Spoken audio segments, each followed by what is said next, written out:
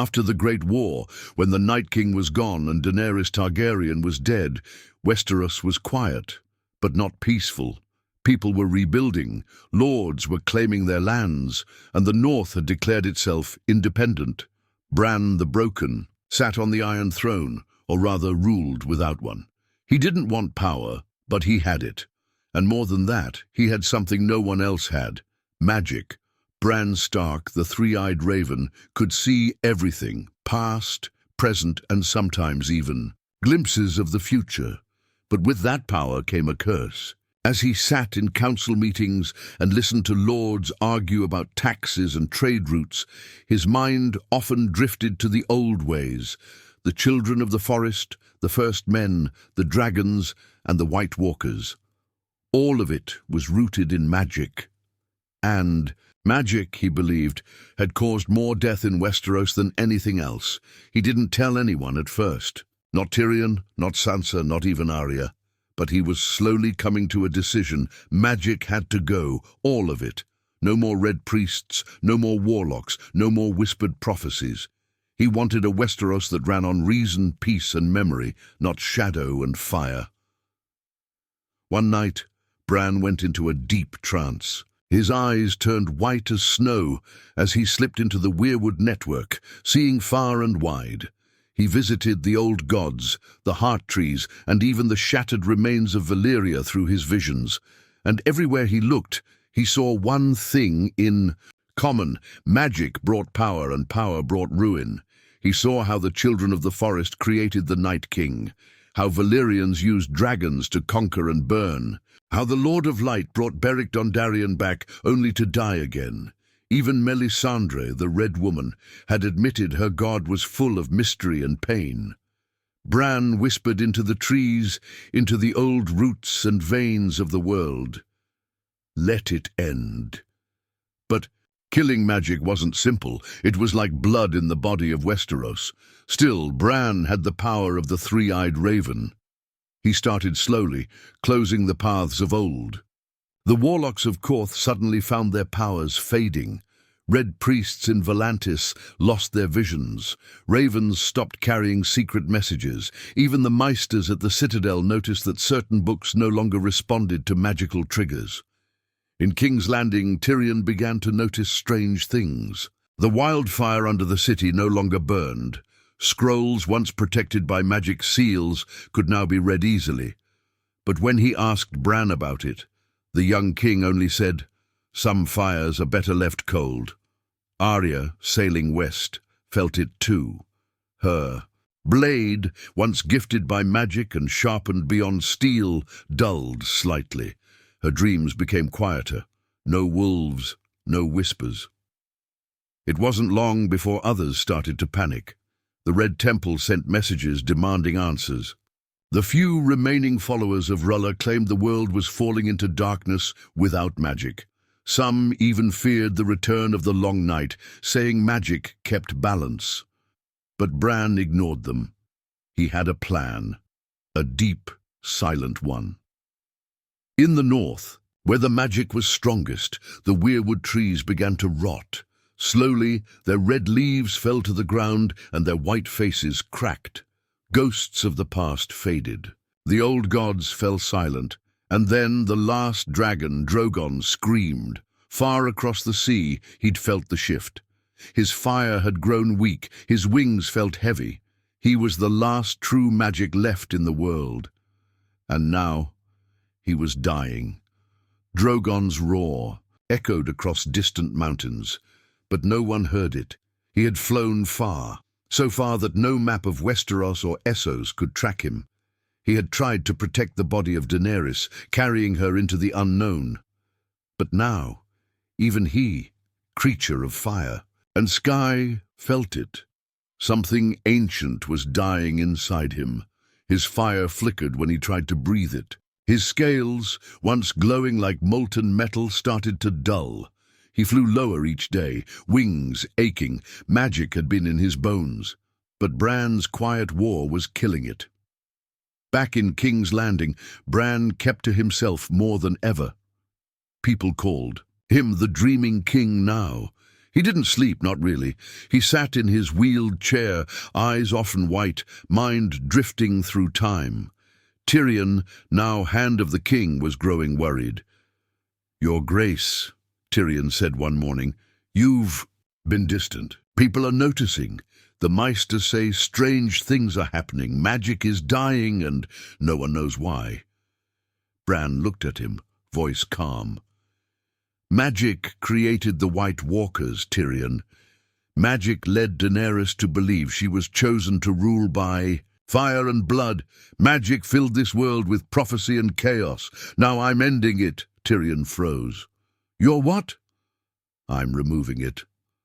"All of it," Bran said, eyes clear but cold. "No more dragons, no more shadow assassins, no more chosen ones." Tyrion stepped back, confused and alarmed. "But magic is part of this world. It's in the land, in the people. You can't just erase it. You'll unbalance everything." "It's already unbalanced," Bran replied. "My power allows me to fix it. I've seen what happens if I don't. Chaos returns. A darker magic rises in its place. Blood returns to the streets. In Old Town, the Maesters panicked. Their hidden vaults, the ones containing cursed scrolls and enchanted relics, went dead. One by one, the magical items turned into dust or rusted away. An ancient glass candle that had glowed for centuries suddenly turned cold. In Ashai, a land of shadow and mystery, darkness deepened. Sorcerers cried in fear. Their spells backfired. Some vanished. The night itself seemed thicker, but powerless. Back in the north, Arya had returned early from her journey west. She didn't speak of what she saw, only that she felt the world was empty now. Her direwolf Nymeria had grown restless, leading her giant pack in circles, confused and wild. Arya confronted Bran. "You've done something, haven't you?" He didn't deny it. "Why?" she asked, voice soft but accusing. "You were never like this. You cared." "I still care," Bran said. "That's why I'm doing it." "But this isn't peace," Arya snapped. "This is silence. This is emptiness." "Better silence than screams," he answered. In the shadows of the Red Keep, whispers started spreading. People said the king was turning into something else. Some said he wasn't Bran anymore, that the three-eyed raven had taken him completely. Others claimed he wasn't human at all now, just a shell of memory and power. Then came the day the last heart tree died. It was deep in the north, in the cave where the old three-eyed raven had once lived. The roots turned black, the red leaves crumbled like ash, and the carved face split down the middle. With it, the connection to the old gods vanished. Bran felt it break. It hurt. For the first time in years, he gasped. Physically, his breath came short. That tree had been part of him, but he had chosen this path. He wept, not because he was sad, but because he had just erased the last whisper of true magic from Westeros. In the east, Drogon collapsed near an old volcano. His wings folded, his heart slow. He was the last of his kind. He had lived through fire, war, and loss. But now his body gave up, not because of wounds, but because the fire in his blood had gone out. He let out one final breath, not a roar, just a sigh, and died. Back in King's Landing, the sun rose quietly. The sky looked normal, but everything had changed. Tyrion no longer drank. He watched Bran with eyes full of concern and fear. "You've done it," he said one day in the council room. "Haven't you?" Bran nodded. "Magic is gone." "Yes." Tyrion shook his head slowly. "And what are we now, without it?" Bran looked out the window. Free, but they weren't. Without magic, the world became heavier, slower. Things that once inspired fear or wonder were now gone. No dragons to dream of, no legends walking in the snow, no whispers in the trees, just people. Flawed, greedy, confused. People and Bran? He wasn't sure if he had done the right thing. He still had his power. It came from inside. But he knew he was the last echo of something old. and even his time was running out. He looked into the fire one night, a habit left from stories of the Red Priests, but now there were no visions in flames, just smoke. And for the first time since he became king, Bran the Broken asked himself a question. What if I was wrong? The silence in Westeros was no longer peaceful. It was strange, heavy, like the world had been holding its breath for too long. Bran sat in the God's Wood of King's Landing, though it hardly deserved the name now. The tree there had once bloomed with red leaves and ancient presence, but now it stood grey and lifeless. No whispers, no wind through the branches, just stillness. He closed his eyes and reached for the visions, but nothing came. That scared him more than anything. For years, ever since becoming the three-eyed raven, he could see everything, past, present, and strange pieces of the future. But now it was like a door had closed, and he had locked it himself. He had removed magic, yes. He had done what no king before him dared even speak of. But now he was alone, not just as a ruler, but inside his own mind. Across the narrow sea, chaos had begun to spread. Without magic, many cities lost their power over people. The Red Temple lost its followers. Korth's warlocks, once feared, were laughed at. Slave cities that depended on magical oaths and blood contracts fell into rebellion. Ashai went dark, completely. Some said it disappeared off maps. Others claimed it had never existed in the first place, that it was only ever a wound in the world held open by magic. In dawn, the water was drying faster than usual. The maesters called it a weather shift. The old ones whispered that without magic, the land no longer knew how to heal itself. In Winterfell, Sansa stood before the dead Godswood, hands clenched. She'd sent a raven to Bran. It had taken weeks to reach him. When he finally answered, the reply was short. The old gods are gone. Find new ways to rule. She burned the letter. Arya stayed longer in the north now. She tried to keep Nymeria's pack under control, but the direwolves had become restless, wild. They no longer responded to her. It was like even the bond she once had, stronger than words, was fading. One evening, Arya found Jon Snow. He had been in exile beyond the wall for years, not out of punishment but by choice. He had felt lost after Daenerys died, after the war, after everything. But now, even Ghost seemed distant. The white direwolf no longer howled. He just lay beside Jon, tired and slow. Jon didn't know what Arya had come for, but when she told him what Bran had done, he just looked at the snow around him. I thought, I wanted peace, he said softly, but not like this. Arya sat beside him. He's not the boy we knew. He's not even Bran anymore, Jon replied. They didn't talk after that. In the capital, Bran began to feel something he hadn't felt in years. Weakness. His body, already broken from the fall, started to ache in new ways. His visions didn't come anymore. His mind no longer stretched into the trees or through the winds. He could no longer even walk into birds. He had cut off the magic from the world. But it had cut him off too. And now he was just a boy in a chair, wearing a crown that meant nothing to the old gods, and held no power over the new world. Tyrion noticed it. You've changed, he said carefully one morning.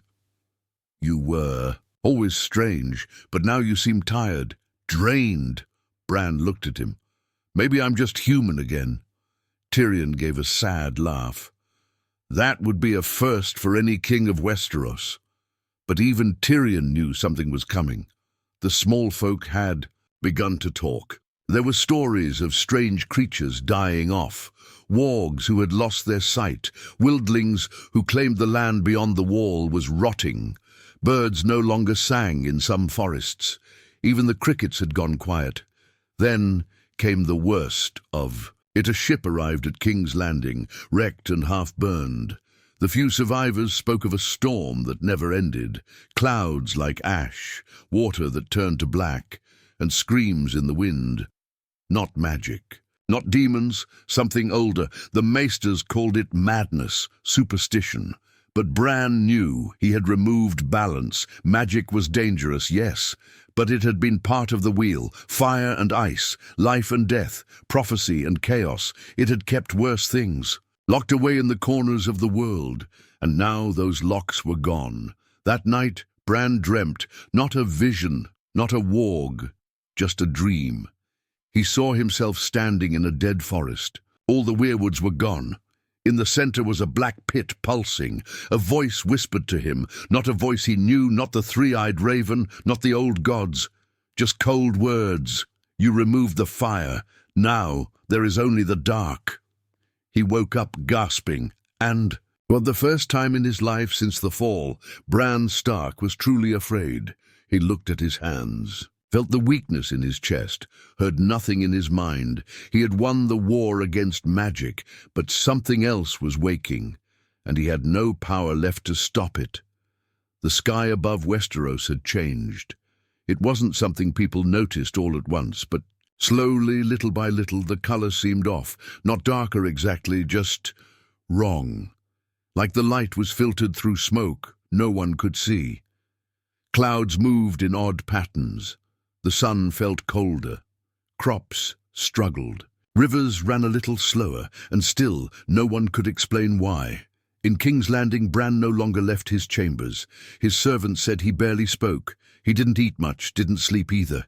He just stared, through walls, through windows, like he was watching something far away. But there were no visions left, only silence in his head. Even Tyrion began to fear him, not because Bran was cruel. No, he was never cruel. But because the boy who had once seen everything now looked like he saw something coming and couldn't stop it. That terrified Tyrion more than wildfire ever did. Whispers began to spread. Strange events.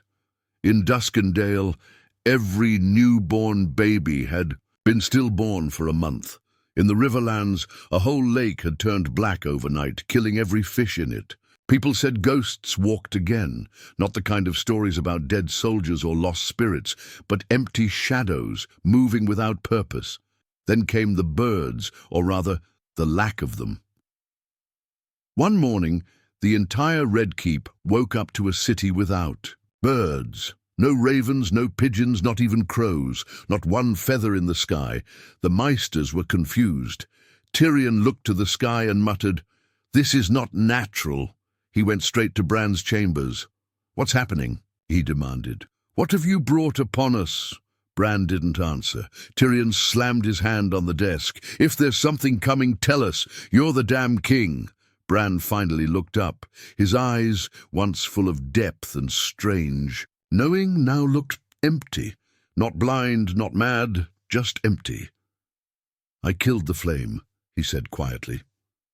Tyrion frowned. "What flame?" "The one that kept the dark away." Then he smiled, a weak, hollow thing. "I thought I was saving the world." Meanwhile, in the north, Sansa had problems of her own. Winterfell had grown colder than usual. The snow didn't melt in the summer sun. Wolves howled non-stop, and the people whispered that something was cursed in the air. A boy went missing in the woods, then a whole hunting party. When their bodies were found, they looked drained, pale, cold, but with no wounds, no blood. Just fear frozen on their faces. Sansa summoned Arya. "I think Bran has done something," she said. "Something terrible." Arya, who had just returned from visiting Jon again, nodded. "He took out magic, but he didn't think what might. Crawl into the space left behind." They both fell quiet. "What do we do?" Sansa asked. Arya didn't answer. She didn't have one. In the farthest north, beyond the wall, Tormund and the Free Folk were preparing to leave. Something was chasing them, not with blades or armies, but with hunger. Animals were dying. The wind howled with voices. Some of the wildlings said they heard their dead loved ones, calling them into the woods. Even Ghost was afraid. Jon Snow stood atop a cliff, eyes scanning the endless white. "It's not the Night King," he said aloud to no one. "But it's something worse." Then one night, the moon turned red. Not a full blood moon, not like before the long night, but a strange reddish tint, like rust bleeding into the sky. People across Westeros stared upward. Some prayed, some screamed. In the streets of Flea Bottom, a woman threw herself off a roof, shouting that the world was being swallowed. Tyrion ordered the city gates closed. The people panicked. The guards couldn't control them, and Bran still did nothing. He was fading, not dying. Just slipping away. Maesters were baffled. His heart still beat. His lungs still breathed, but he didn't respond anymore. He sat in his chair, staring at the wall, saying nothing. Some said he was in a trance. Others said he had already left his body. Tyrion held counsel without him. "Something's coming," he said. "We don't know what, but we know it's not natural."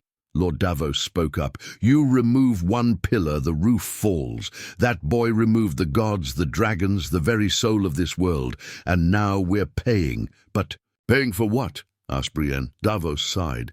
"Balance." Then across the sea, a raven finally came. Not a regular one. A massive, ancient black bird with eyes that glowed faint gold. It was the last of the great ravens from the old days, when the first men still remembered the old magic. It arrived.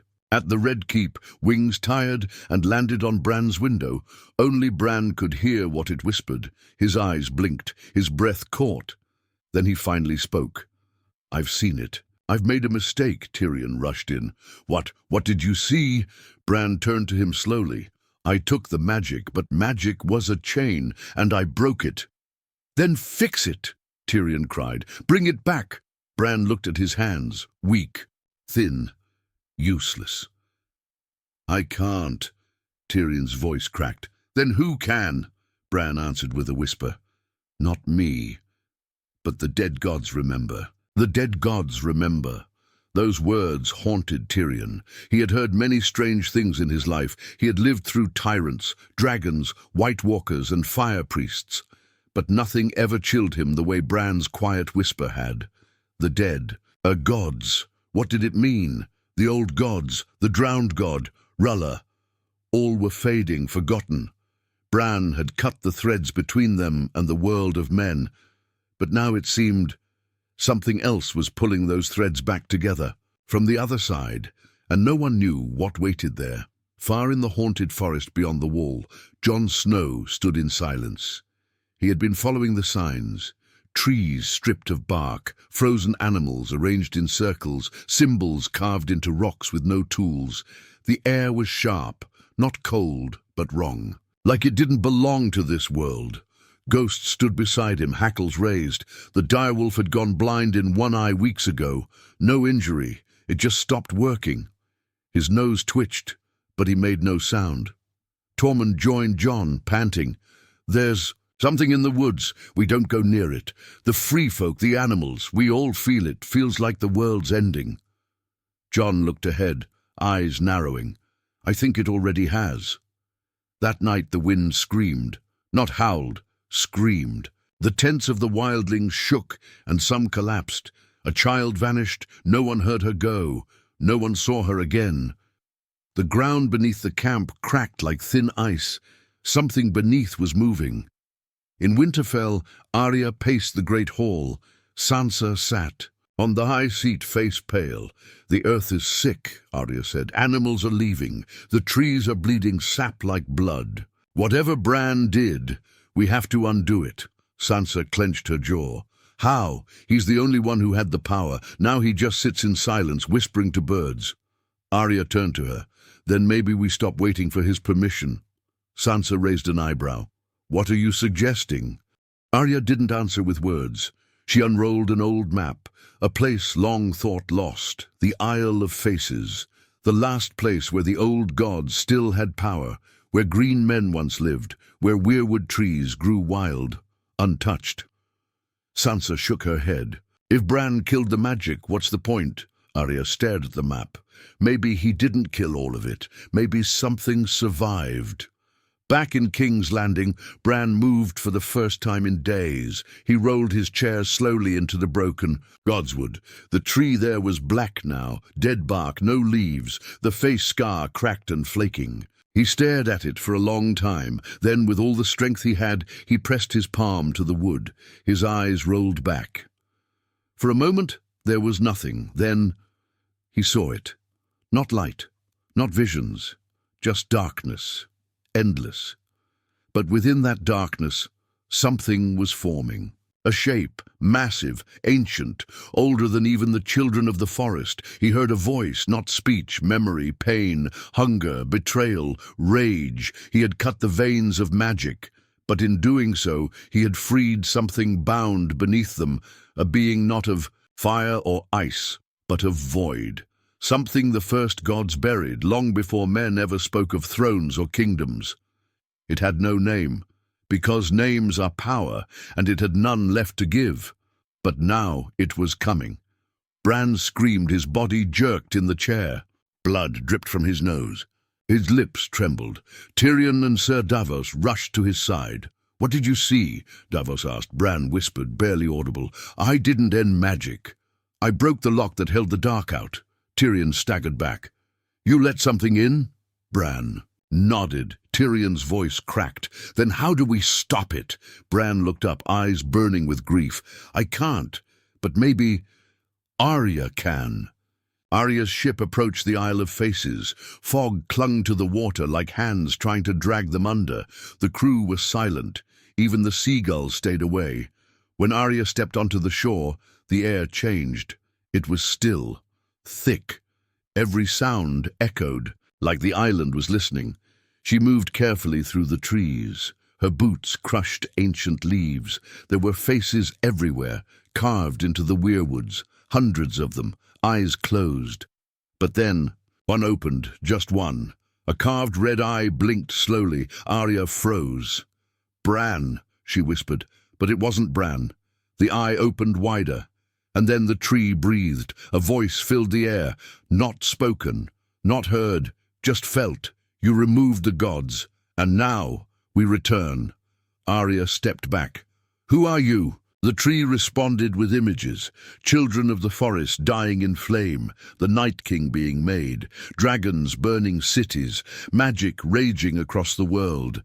Then silence, then darkness, and then a figure. Bran, crying. Behind him, something massive, rising from the earth. No face, no shape, just hunger. The tree groaned. "You must become what he destroyed." Arya's heart pounded. "I'm no god," the tree whispered. "No, but you have their blood. Stark, wolf, Deathwalker." A branch dropped in front of her, a sharp root, pulsing faint red. "If you take it, you become the balance." The last whisper of the old world. Arya stared. She could walk away, return to the broken world, or she could become part of the thing Bran tried to kill. She reached out and touched the root. The island shuddered. The faces on the trees began to weep, and Arya Stark screamed. Arya Stark had always been a girl of shadows, silent steps, sharp eyes, and even sharper steel. But now she was something else. When she touched the weirwood root, the Isle of Faces came alive. The wind howled through the trees.